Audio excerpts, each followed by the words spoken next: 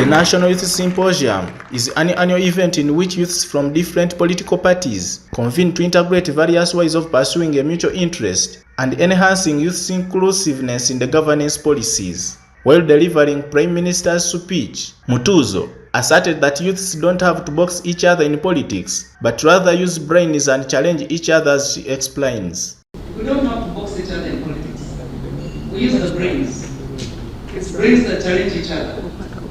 And so we don't have to tear gas. We can sit in a forum like this and discuss and deliberate on issues, candidly. And we'll all be understood and taken for the good points we have raised. So you young people are not only the leaders of today, but also constitute the largest part of our population. Actually, 78% of the total population of Uganda is under 35. That means you cannot only just shape. And this is the right time with a good symposium, with a good theme to redefine governance and political inclusivity in the country. On the same note, the leader of opposition in Parliament, Joel Senyonyi, used this opportunity to remind lawmakers and legislators who are fond of enacting laws targeting opposition political activists that one day they shall be victims as well. Once there is rule of law, respect for the rule of law, it's good for all of us. Because tomorrow, you might need that rule of law to protect you, and it might be absent.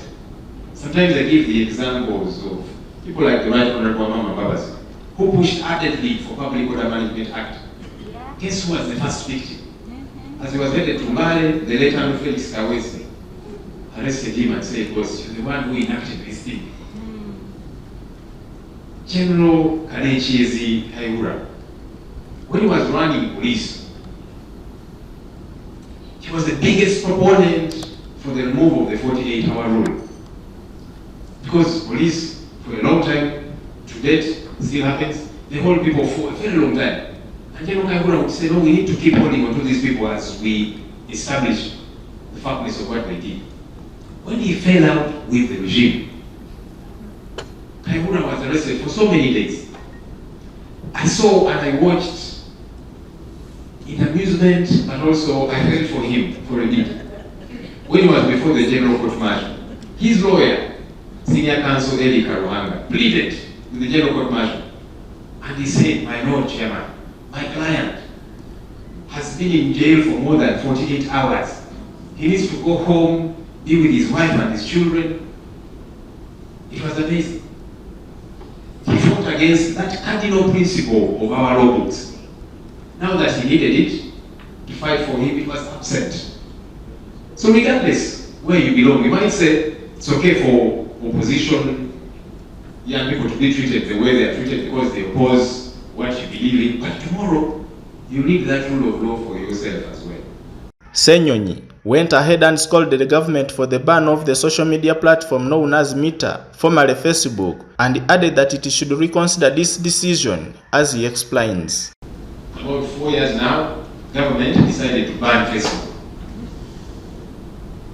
Simply because the head of state was annoyed that young people were criticizing him on social media.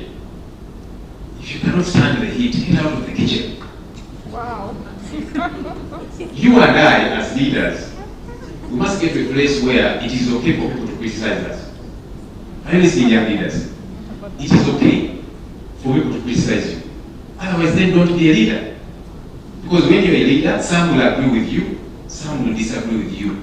And by the way, as a leader, it is your right, it is important that you defend the rights of those who disagree with you.